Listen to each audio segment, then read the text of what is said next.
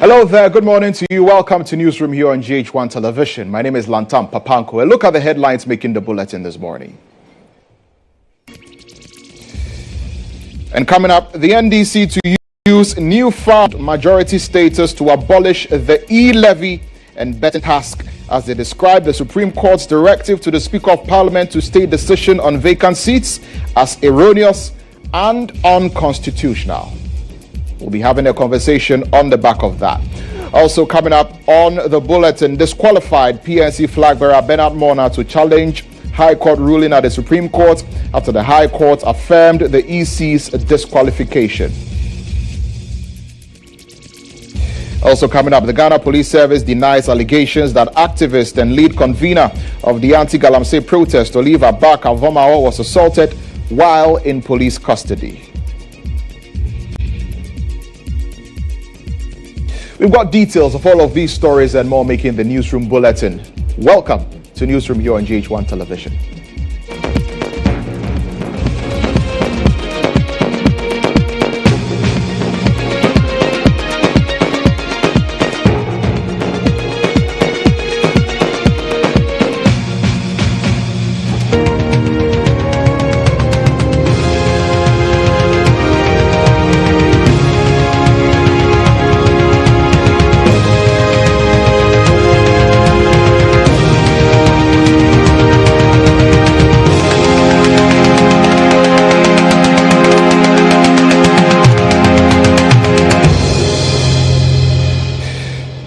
Thank you very much once again for joining us here on Newsroom, and beginning with some election-related stories. The High Court in Accra has dismissed Bernard Mona's request against the Electoral Commission for disqualifying him in the 7th December upcoming presidential elections. And now Justice Richard Apietu, who is the presiding judge at all material times, said that Bernard Mona of the People's National Convention was not meticulous enough in the filing of his nomination. Our legal affairs correspondent, Mutala Inusa, has joined us via Zoom to have a conversation on the back of this. Mutala, you have been at a court where it's been determined by the High Court that Bernard Mona indeed is not eligible to contest in the presidential race for December 2024, December 7, 2024.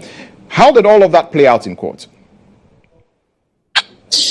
Well, Lantam, Bernard Mona and then the PNC particularly initiated this action at the High Court, and in fact they went seeking the judicial review in the nature of certiorari, and what that application sought to do is to quash that decision from the Electoral Commission disqualifying him from taking part in the 2024 presidential elections.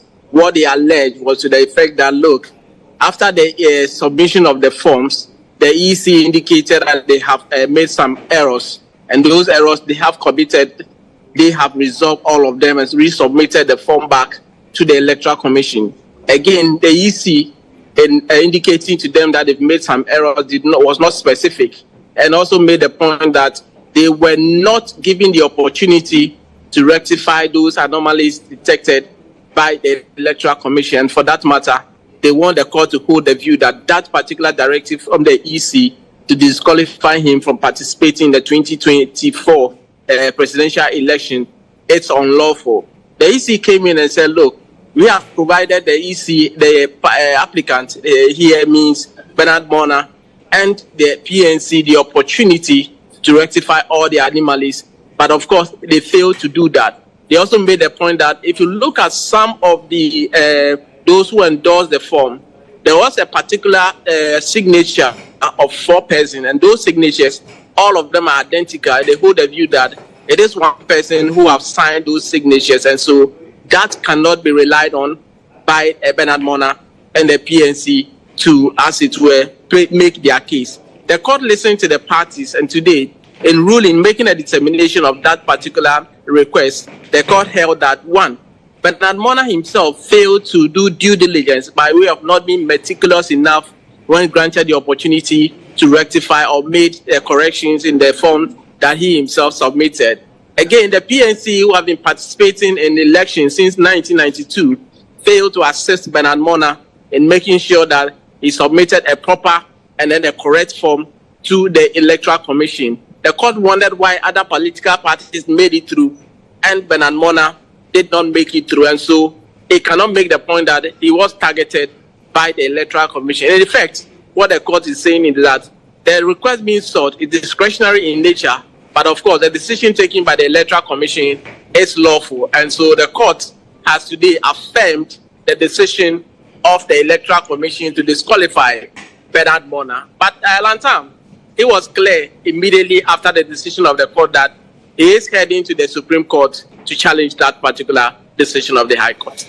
Very well, Murtala Inusa, thank you for bringing us that update from the High Court. Murtala Inusa is our legal affairs correspondent, bringing us details of what transpired in court as regards Bernard Mona's suit against the Electoral Commission for disqualifying him from the 2024 December 7 presidential race. Now, a lawyer for Bernard Mona has been speaking to the media, and this is what he had to say. You would know that the Constitution, specifically in Article 63, requires that every presidential candidate would have at least 2 persons from all the 216 districts that will acknowledge that they personally know the presidential candidate. Now, 216 districts is no joke. That is countrywide. So it is possible that some errors may arise. Look, in the EC's own forms, instead of 6 on one of the forms, they were referring to 6. In the 2020 elections, wrong figures were declared by the Electoral Commission. That was the chairperson, right? But all those are human errors that are editable. So there is really no issue as to whether errors can arise. What is important is when those errors arise, are the parties given a fair opportunity to correct those errors, and are they given an opportunity to hear? The second question on the issue of they not being meticulous, we think we disagree completely with the judge on this. The point is, you cannot base your decision to disqualify someone based on an alleged criminality of forgery and impersonation based on ocular evidence. What the Electoral Commission said was that they looked at the page 10 and determined on their own that they were forged. Now, the Constitution is clear, and the criminal laws of this country are all clear. If you allege the commission of an offense, what do? You first report to the police, that investigates, and then they bring it to court, and a court of competent jurisdiction determines the merits. You look at Article 19 on fair trial provisions. You cannot condemn a man without giving him an opportunity to be heard. Now, the Member of Parliament for the Boko Central Constituency, Mahama Yariga, has reiterated the NDC's position that the Supreme Court cannot suspend a decision of the Speaker of Parliament. Speaking earlier on GH Today, the Boko Central MP said the Supreme Court's directive to the Speaker of Parliament to stay the decision to declare 4 seats vacant in Parliament was erroneous and challenged anyone to prove otherwise. The rules that say that the Supreme Court shall not interfere with the Constitution, the legislature. I'm acting based on my understanding of the Constitution that the Supreme Court cannot suspend a decision of the Speaker communicated in Parliament. What I understand the Constitution to say is that any one of us can go to the Supreme Court for a declaration that the conduct of the Speaker is in violation of a specific provision of the Constitution. And if you go there, the Supreme Court can make that declaration. But until it has made that declaration, I take a position, it cannot suspend that decision. But if it makes that declaration, it annuls that decision. If it says that no, Speaker, you cannot do that based on our understanding of Article 97, it becomes final, even if it is flawed. And when it makes that declaration, it annuls the decision of the Speaker.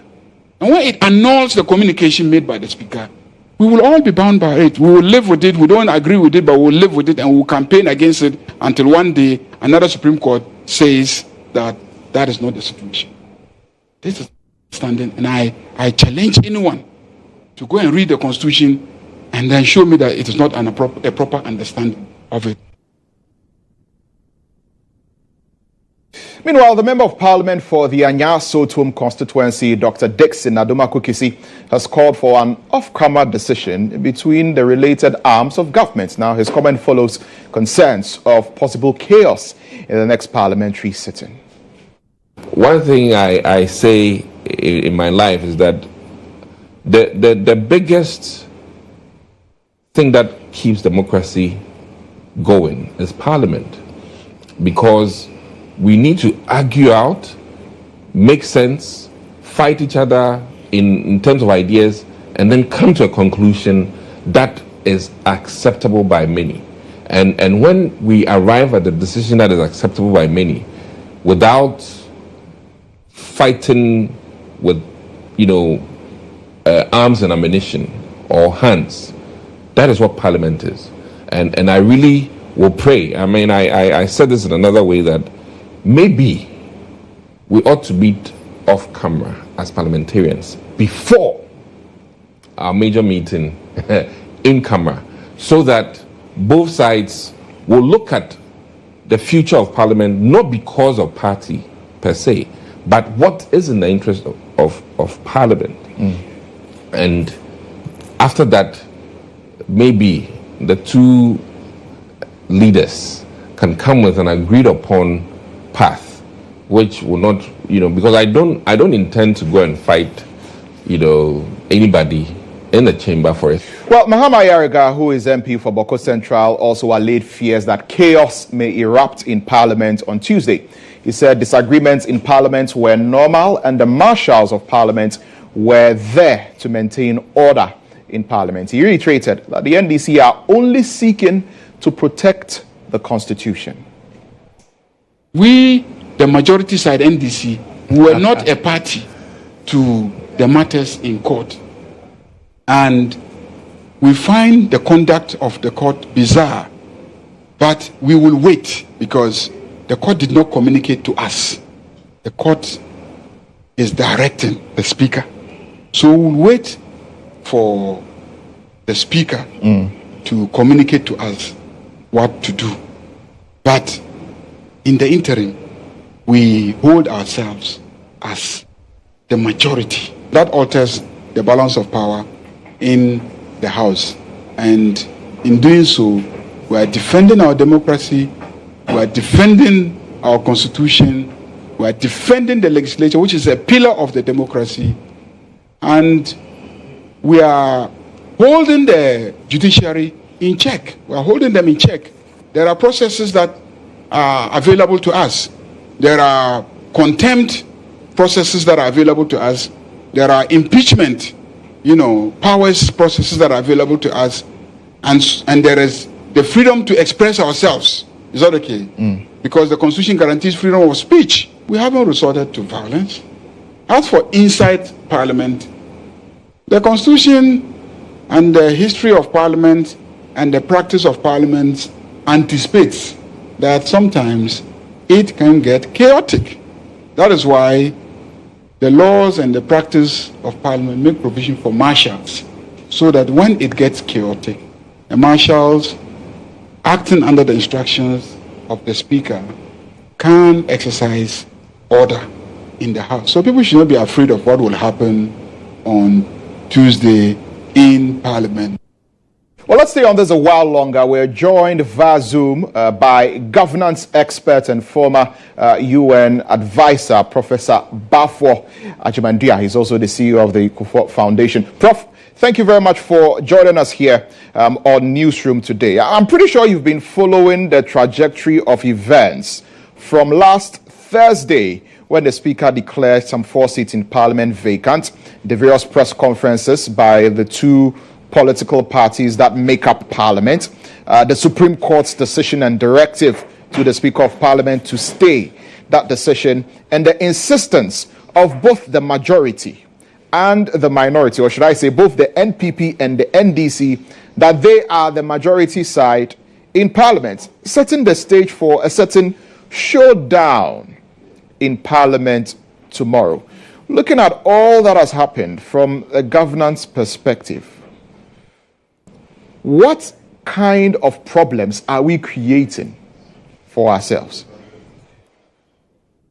Well, thank you. Yes, I've been following this latest saga with keen interest because I'm more interested in the governance aspect of it. As you know, I'm not a lawyer, not to mention a constitutional lawyer. And in cases like this, you are going to get many different perspectives from lawyers, just as in economics. If you line up 10 economists and pose just a single question on the economy to them, you are most likely to get 10 different answers.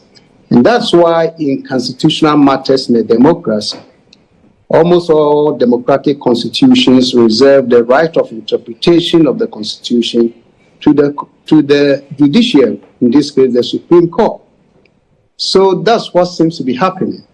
But of course, if the Parliament decides to challenge the decision of the Supreme Court that is not constitutional, then I don't know who's going to interpret for us what is truly constitutional and what is not.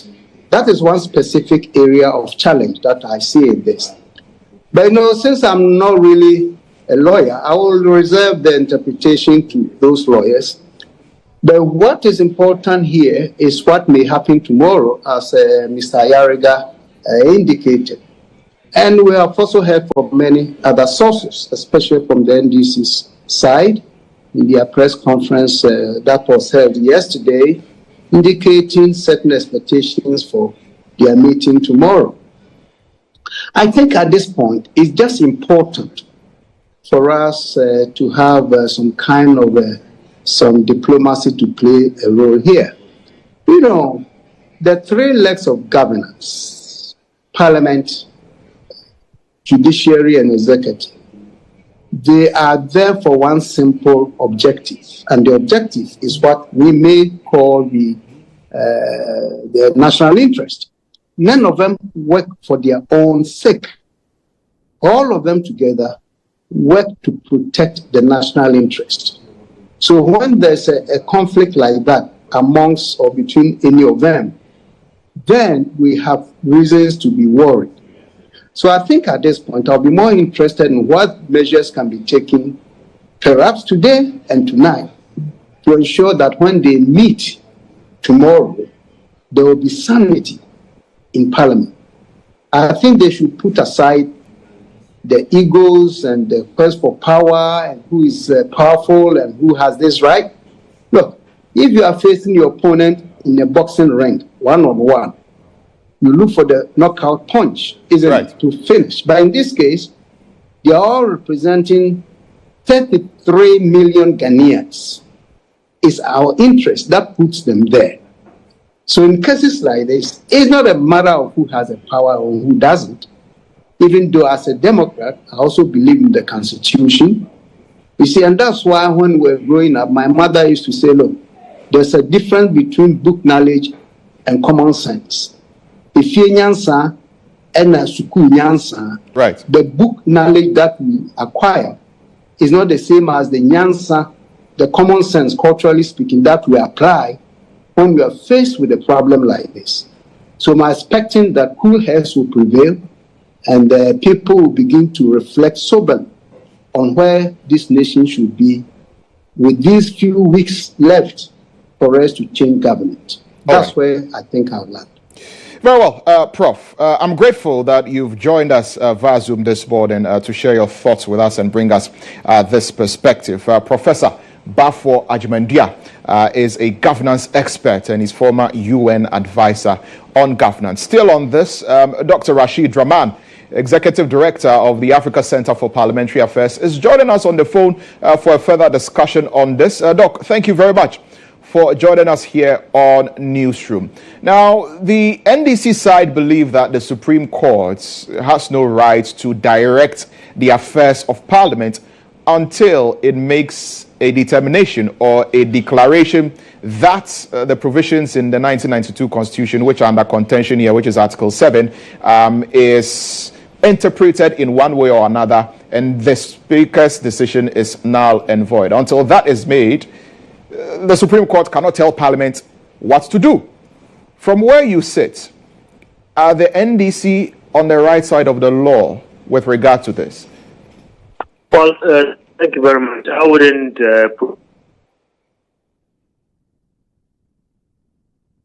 but hello? I would just say hello.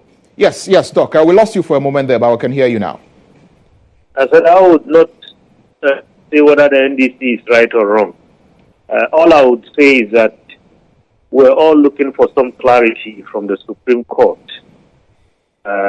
in terms of, the interpretation, the constitutional provision, Article 97. But we did not get that. So this is a novelty in terms of the court trying to stay the decision, the Speaker of Parliament. I haven't seen that anywhere in the world in terms of my kind of knowledge of how parliaments work. So we would see what happens tomorrow once we hear from the Right Honourable Speaker. But let me say this. I share the views expressed by the professor, my friend Professor Bafo Ajimandua. Our constitutional democracy is being tested as it has never before. Tomorrow is a very big test case. And I have said that we need the leaders of the three arms of government, Speaker, Justice, and the President. They need to have a conversation before tomorrow. Otherwise, we might wake up and those streets that people have in our democracy as well as democracy around the world would quickly evaporate. We might have a crisis on our hands. We don't have a democracy has grown and consolidated to a level where it can reset itself and deal with some of these challenges. And that is what people have to keep in mind. Very well, Dr. GHOne. I'm grateful that you've spoken to us and also shared your thoughts with us on this particular vexed issue. I guess all eyes will be on Parliament tomorrow to see exactly how proceedings are going to unfold. We'll stay on this a little bit longer. Let's find out what some of you have got to say about it on social media. And my colleague, Nana Ama Akwa, is in the studio with some details of reactions from the people of Ghana on social media. Nanama, what have people been saying? Well, Lantam, people are quite interested as to how this is going to work. When we move over to Facebook, Don Luis says, I've always maintained that should MPP act in retaliation to just one action of the NDC, there will be unquenchable fire in the country. But good enough, MPP is a lawful party. Despite their huge numbers, they always resort to the rule of law. We have Prince. Honestly, NDC and their leaders are not serious one bit. While your fellow members are seriously campaigning for a decisive majority in Parliament, in the next election you're here fighting for a majority that has ended its work. This shows that NDC has already lost the election. I pity their followers. They are going through a lot. We have Chris here. I see constitutional crisis in Ghana if these guys don't stop all this hullabaloo, especially now that we are gradually approaching the elections. Jones thinks or says that you think you can steal the mandate of the people outside the ballot box. If you want majority in Parliament, win it at the polling station. Richard adds, if the Speaker decides to bend things, we will straighten things, he says, in court. We have Nuhu. The Speaker didn't interpret the Constitution, he only followed precedents. Separation of powers will play a crucial role here. We have Henry, win majority at the polling station and stop this unnecessary tension and confusion. We have just a few days to elections to go and campaign. Jojo Mensah says, if the law of the standing orders in Ghana's constitution doesn't work, then no law in Ghana will work. He believes. Nana Kwesi, Master, you can't win against the judiciary. Stop wasting your time. You are called honourables and they are lords. The gap is very wide. Well, tomorrow is Tuesday. Let's see what happens moving forward. My name is Nanama Akbar Lantam. Back over to you. Well, thank you very much, Nanama, for bringing us all of those reactions from you on social media. Be sure to follow our social media handles, Facebook, Instagram and X, and YouTube. Look for GHOne TV, and of course you can scan the QR code that you see at the bottom of the screen to get more news. This will do it for Election Hub.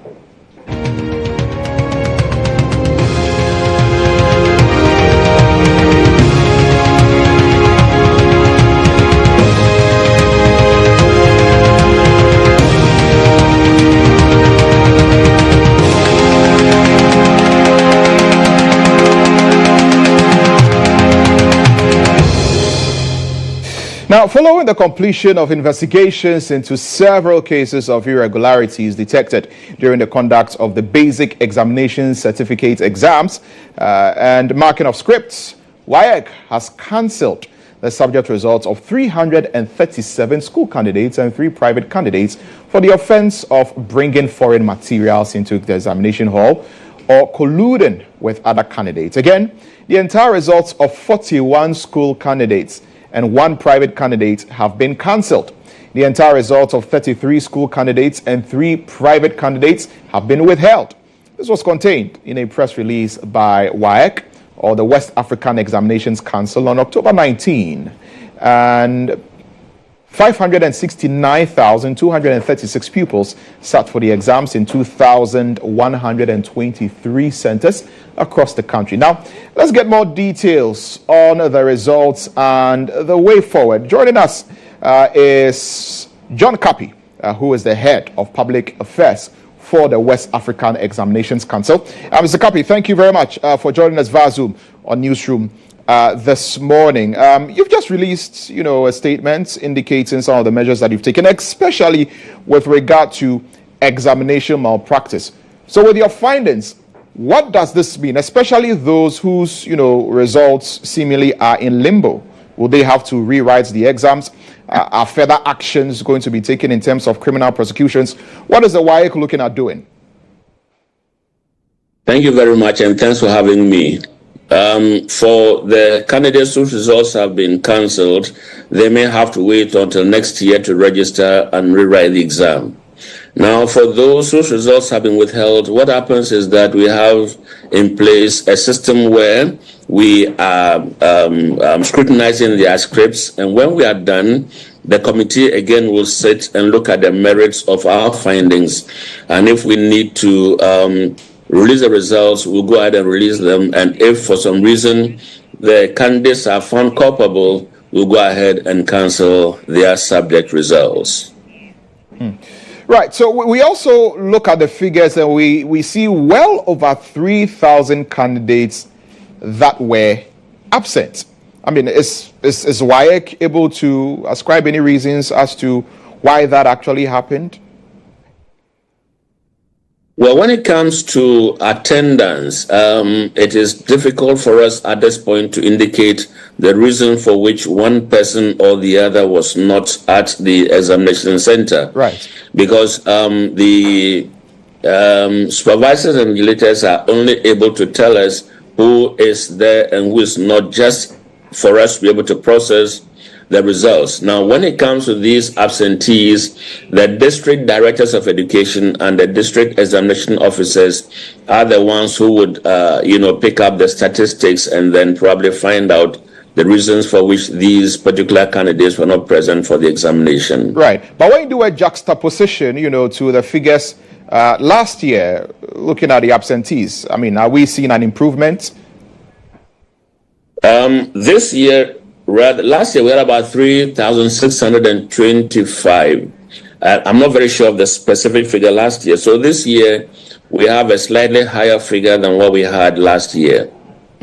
And looking at that, what would be the call? Is there anything that WAEC would want to do to make sure that people who register actually come and take the exam? Are there any protocols in place with regards to that? Well, usually for BEC, most of the activities are, done by the government. This is basically an examination that we conduct on behalf of the government of Ghana. The Ministry of Education, by extension, the government of Ghana. So what I think would happen is that the ministry probably would be alarmed by these figures and want to find out from all the heads of school and district directors exactly what would have gone wrong, right, and making it impossible for some of these candidates to come and sit for the examination. Right. Now, with regard to, arrears, that government owes WAEC and all of that, have all of those been settled? Yeah, so we have different stages of the examination, and so far the government has settled the indebtedness for us to be able to conclude the BEC and then pay our examinations accordingly. All right. Now, my final one before you go, with regard to the examination malpractice, especially invigilators who have been fingered in all of this and have been found, guilty of perhaps aiding students to cheat, among other things. What is going to happen to them? Are you working with the police service, for us to see some prosecutions? What's happening in that regard?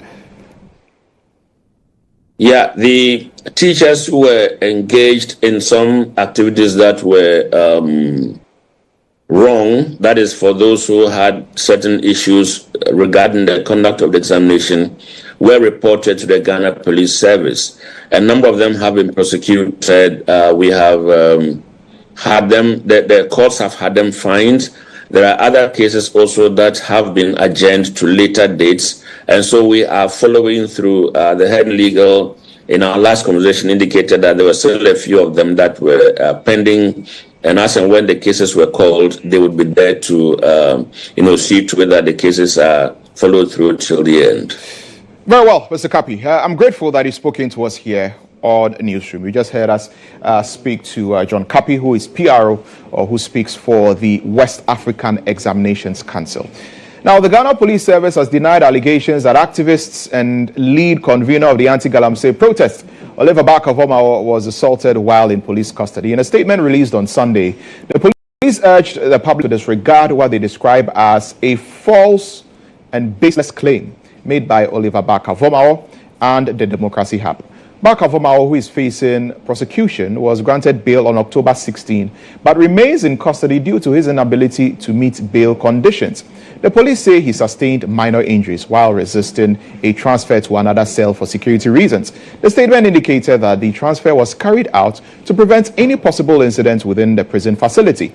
Now, the police further explained that this development occurred after Barker-Vormawor failed to meet bail conditions set by the High Court on Wednesday, October 16. The bail sum was set at 20,000 Ghana cedis. Let's stay on this a while longer. Joining us on the line is security analyst Dr.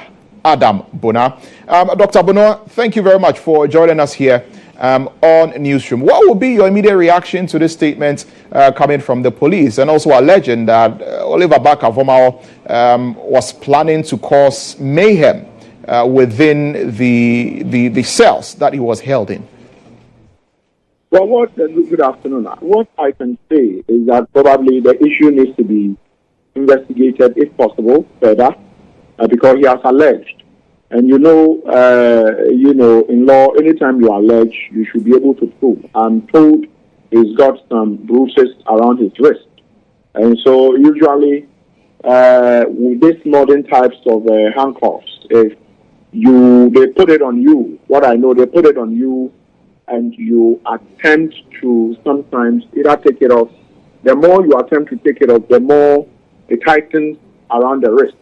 So I will not know the nature of his wrist, the injury to his wrist. If it has to do with handcuffs injuries, then it is important to get some medical officials to look at it and see these injuries that he sustained. What type of injuries are they? Are they injuries that he sustained out of someone beating him or someone torturing him, as is it put out there? But what I know, well, it would seem, according to the police's statement, that they had intelligence that he was trying to cause mayhem or incite, some of the people who were in custody, and they were attempting to transfer him to another facility. And in attempting to do that, in trying to handcuff him, he sustained, some minor bruises and was taken to the hospital and treated. Well, I think moving inmates in police cells from one cell to the other is done. As far as I know, with regards to cells and prisons, they operate as one unit. And so you can be in Lantam today, and tomorrow they will transfer you to maybe another holding facility somewhere, which is perfectly legal. And so, but when you are on remand, usually the court will ask whether would direct that you be put in prison custody or police custody. And so when the prison says police custody, it means it's an order for you to be in police custody, not prison custody. And so once he was remanded into police custody, depending on how the allegation the police are alleging that he was trying to, obviously they work with intel. So if they suspect that something is going to happen because someone is leading agitation within that particular facility, it's within their right to move you per the law to the next facility. As for the injury sustained, I think that it's another matter that will have to be looked into. But moving him from one facility to another is something that is done by law, not just in this country. It's done everywhere where they feel that either the place is packed with too many inmates or they feel something is going on and therefore it is risky to continue to keep an inmate in a certain holding facility. They'll transfer you to a befitting facility that probably would let them have some peace of mind and for your own safety as well. So it's important that these matters are investigated. I'm not too sure of the degree of his injuries. If it has to do with resisting arrest, obviously, I'm not sure what will culminate into resisting apart from what has come out that he didn't want to go. I'm not too sure about that yet. Very well. Dr. Bona, we'll leave it here. Thank you very much for speaking to us here on Newsroom. Dr. Adam Bona is a security analyst. Now, a devastating road crash at Taylor Junction near Winneba Junction in the Ofutu municipality of the Central Region has claimed the lives of 3 individuals and left 15 others severely injured. It occurred on Sunday, October 20 at around 5:30 p.m. when a collision occurred between a Toyota Vitz with registration number GW90724 and a Toyota Haze passenger car with registration number AW7822. According to the Winneba Municipal Fire Service Commander, DO2 Frederick Adupoku, the driver of the Toyota Vitz attempted to overtake a tricycle, resulting in a head-on collision with the OA Express passenger car traveling from Accra to Obuasi. Both vehicles veered off the highway and crashed into a ditch. 1 male and 2 female passengers died instantly, while 15 others were rushed to the Winneba Trauma and Specialist Hospital for treatment. Commander Adupoku urged the drivers to exercise extreme caution ahead of the holiday season to reduce road accidents. The incident raises concerns about road safety in the region, highlighting the need for vigilant driving and adherence to traffic regulations. Let's take a listen to the Winneba Municipal Fire Service Commander, DO2 Frederick Adupoku. Na empempi no na ebasa na ehadwen Tofra ya kekako December no ebeka afashe enomu afi nso so abato afashe ebeka abato afi nti yesra manfo pa ye mpese ne metesa betisi yesra driver for so wonya ho abotre because open temo a enya no na che say we driver ene obi a watumi akọ na wakodu ba bia ebeka ne destination a wanya asembia enti se basa idea prepare me pentem wa hwe ya ontem no mpo unya na eno bi na ebeka yahuno awianopa ti yekoso asre se obenya ho abotre na se ba bia wokọ no ebe da ho mpo a omamode na onsim ntem na koye se ode ho prepare na ode ni metse anasa konche te se esi.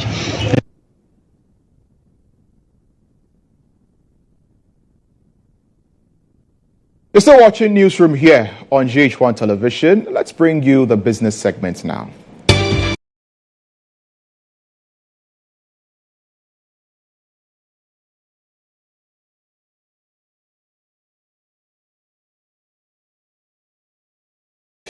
The acting paramount chief of the Japong traditional area, Togbi Kokloko Amanze Chiriku, has appealed to the MPP flag bearer, Haji Dr. Mahmoud Bawumia, to consider revamping the Volta Star Textiles factory in the area if he becomes president. He says if revamped, the factory will serve as a source of employment for the youth in the area. He was speaking during a stakeholder engagement with the NPP flag bearer who is touring the Volta region.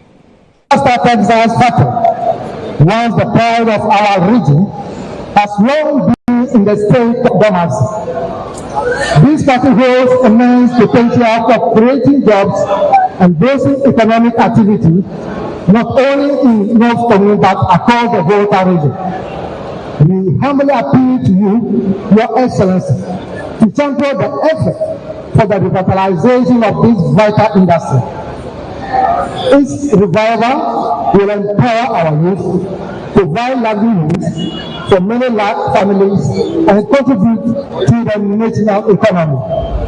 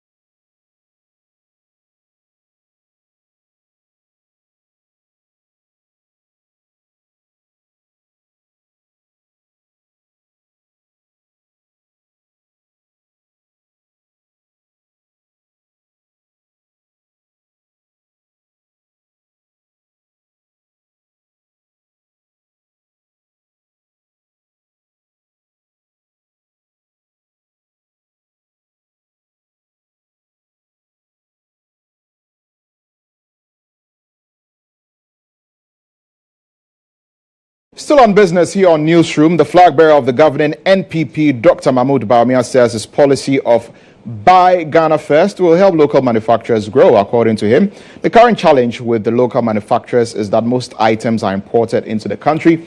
Hence, consumers prefer purchasing those. Now, he, however, believes that a policy that focuses on government agencies to purchase locally manufactured products first will help factories in the country. To voters now, it is a company that is in trouble. It's in trouble because they are doing textile manufacturing, but the demand for their product is not there. The demand for their products are not there. We are importing, even school uniforms, rather importing these textiles from other countries, and that becomes a problem for job creation. So I have a policy to support all Ghanaian manufacturers, and that policy is the Buy Ghana First policy. I'm going to back it with more. Buy Ghana First policy. This means that all the things that government buys, and government buys a lot, the law will require that we buy Ghana first. If there is a company making that. Well, that's it for business here on Newsroom. We'll now bring you some sports news.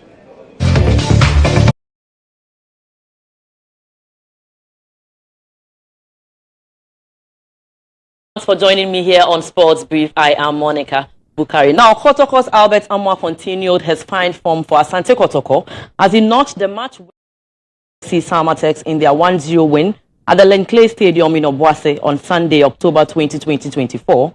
The talented forward scored in the second half to hand the Porcupine Warriors maximum points against the defending champion Samatex.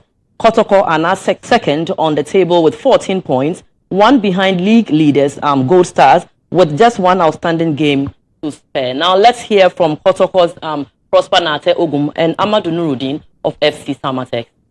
That's half an hour. And I'm very excited because today you can see there's an upgrade in our performance. They played better than previous games.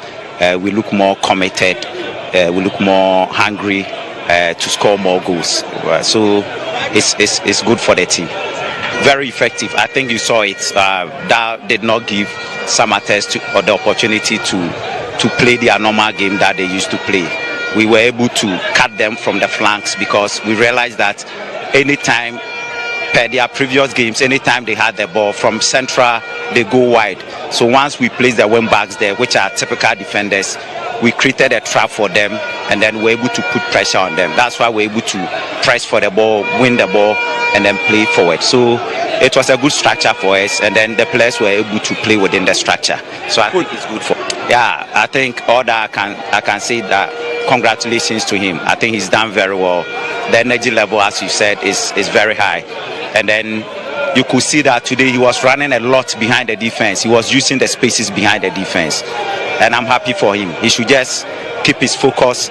He shouldn't let this eat into his head so that he will relax, but rather he should make him work more harder to work harder and then get the results for the team. No, it's not painful. It's normal. The league has just started. We have played about 7 games. So if you lose one match, it's not painful. Even though we came on strongly, it was a balanced game, 50-50 game. We were going to we have some challenges in our target injury situation. So for me, I think that the boys did well. We continue to motivate them. They should continue to work hard, and so that we'll see how far we go. This is a young team.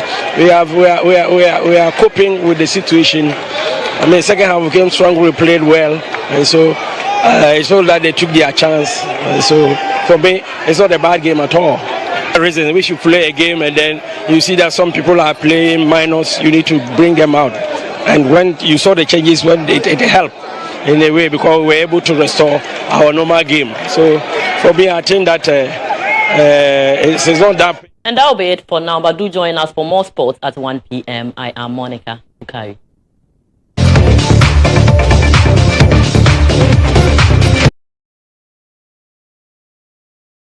Newsroom here on GHOne Television. Thank you very much for watching. For more news, log on to starfm.com.gh and scan the QR code you see at the bottom of your screen for more news. My name is Lantam Papanko. Have a good day.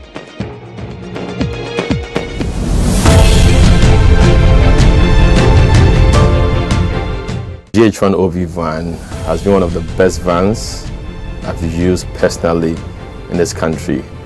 It runs a system where we are able to run on Dante to be able to do our broadcast mixed well also from this van. I've used this OB van for quite a number of big productions, i.e. 3 music awards, the late President Rollis' state funeral, Emmys Africa Awards, and a number of them. My experience with the GHOne van has been the state of the art equipment they have. Personal experience is you can use it for both indoor and outdoor, all events, conferencing, like anything you need a van to work for you, GHOne provides it. My experience with the van has been very good.